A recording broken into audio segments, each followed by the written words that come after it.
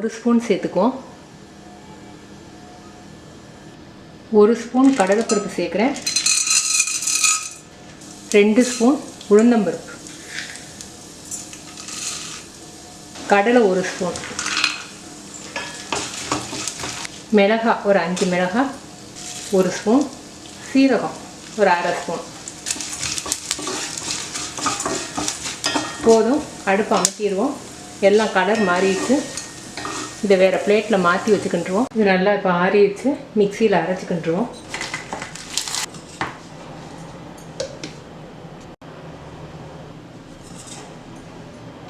ரெண்டு ஸ்பூன் நல்லெண்ணெய் சேர்த்துருக்கேன்.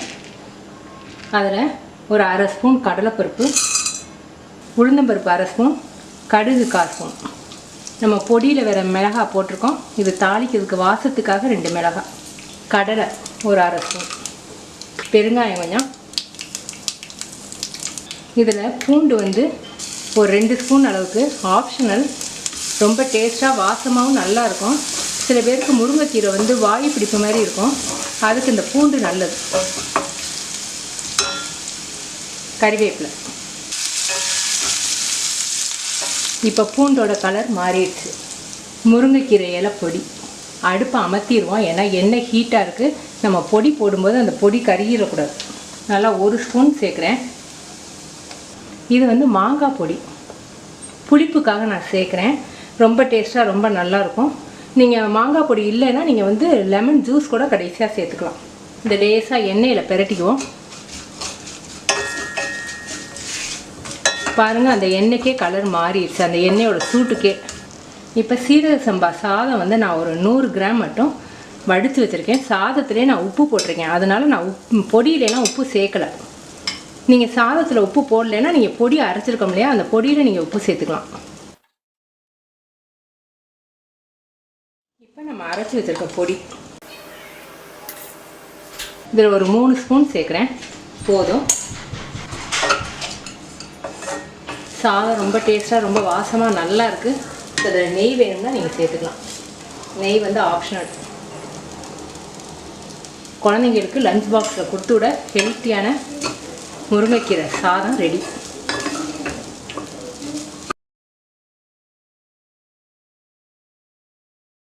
வெங்காயம் ஒரு பெரிய வெங்காயம் மல்லித்தூள் நறுக்கி வச்சுருக்கேன்.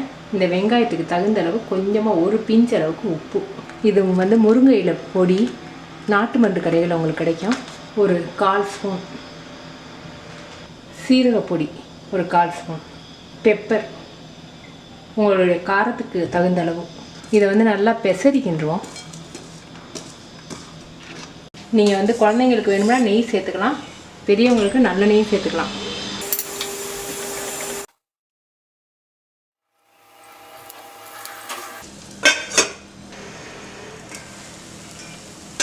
லோ ஃப்ளேம்லேயே வச்சுருந்தேன். இப்போ திருப்பி போட்டுக்குவோம். திரும்ப லோ ஃப்ளேம்லேயே வைப்போம்.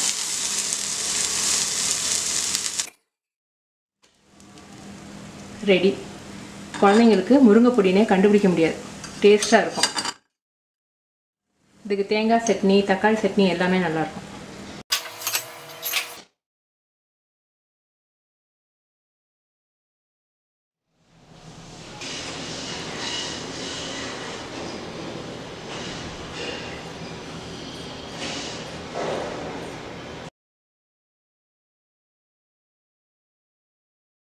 ஒரு ஸ்பூன் நல்லெண்ணெய் சேர்த்துருக்கேன்.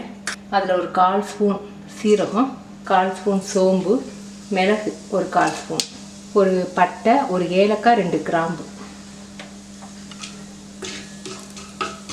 1 ஸ்பூன் அளவுக்கு பூண்டு நறுக்கி வச்சுருக்கேன். ஒரு பெரிய வெங்காயம்,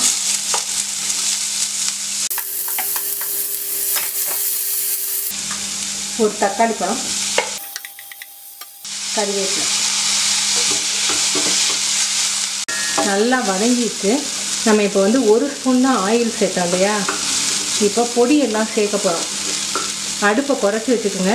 பொடியை கொஞ்சம் அந்த எண்ணெயில் சேர்த்தோம்னா ரொம்ப டேஸ்ட்டாக ரொம்ப நல்லாயிருக்கும். திரும்ப 1 ஸ்பூன் மட்டும் ஆயில் சேர்த்துருக்கேன். பொடி கறியிடக்கூடாது. அடுப்பை வந்து குறைச்சி வச்சுக்கோங்க. 1 ஸ்பூன் அளவுக்கு முருங்கை இலை பொடி, மல்லி பவுடர் 1/2 ஸ்பூன், ஜீரக பவுடர் ஒரு அரை ஸ்பூன், சோம்பு பவுடர் அரை ஸ்பூன். நான் வந்து காரத்துக்கு பச்சை மிளகா சேர்க்கலை, இது குழந்தைக்கும் கொடுக்க போகிறேன், அதனால் பச்சை மிளகா சேர்த்தா ரொம்ப காட்டமாக இருக்கும்னு சேர்க்கலை. மிளகு பவுடர் மட்டும் அரை ஸ்பூன் சேர்க்குறேன். நீங்கள் பச்சை மிளகாய் வேணும்னா தக்காளி சேர்க்கும்போது ஒரு பச்சை மிளகாயை சேர்த்துக்கலாம், காரம் வேணும்னா. மஞ்சத்தூள் கொஞ்சம்.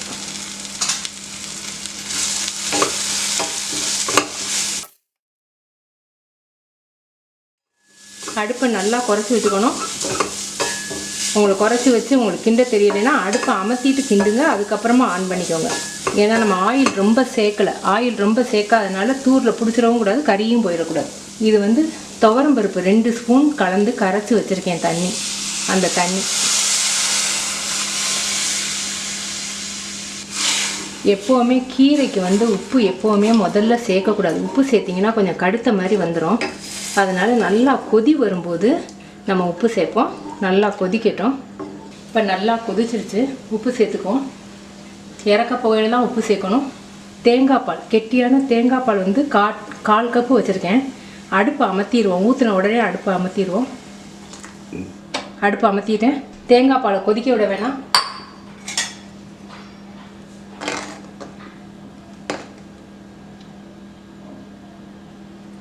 ரொம்ப டேஸ்ட்டாக ரொம்ப நல்லாயிருக்கு. குழந்தைங்களுக்கு வந்து கசப்பு தெரியாது. அந்த அளவுக்கு நம்ம வந்து நாட்டு தக்காளி பெரிய பழமாக 1 பழம் போட்டிருக்கேன். நீங்கள் உருண்டை பழம் போட்டிங்கன்னா புளிப்பு இல்லைன்னா ஒன்று தக்காளி பழத்தை அதிகமாக சேர்த்துக்கணும், அல்லது நீங்கள் குடிக்க போகையில் லெமன் கொஞ்சம் புழிஞ்சிக்கலாம். ரொம்ப டேஸ்ட்டாக இருக்குது, நீங்கள் செஞ்சு பாருங்கள்.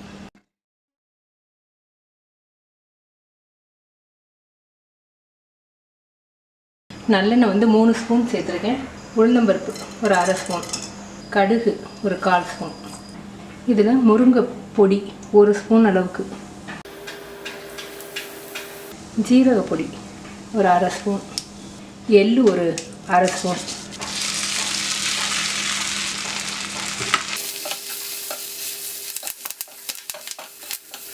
இதில் காரத்துக்கு இட்லி பொடி உங்களுடைய காரத்துக்கு தகுந்த அளவு.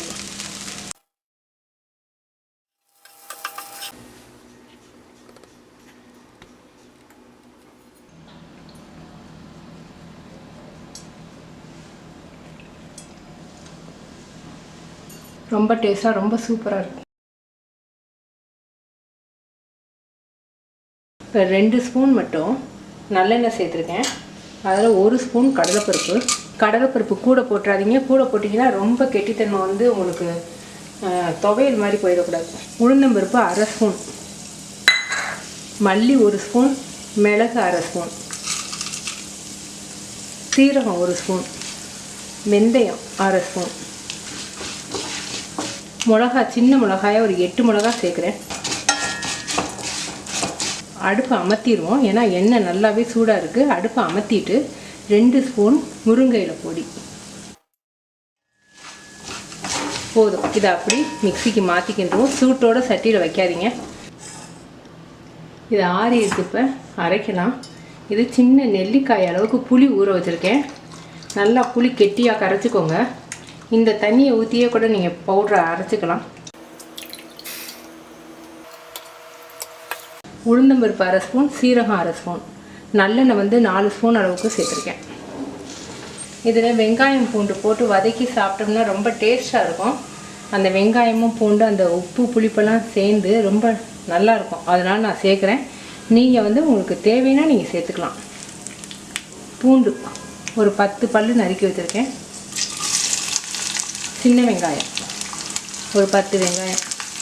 வெங்காயம் பூண்டு வதங்கிச்சு. இப்போ இதில் கொஞ்சம் பெருங்காயம், அரைச்சி வச்சுருக்க விழுது,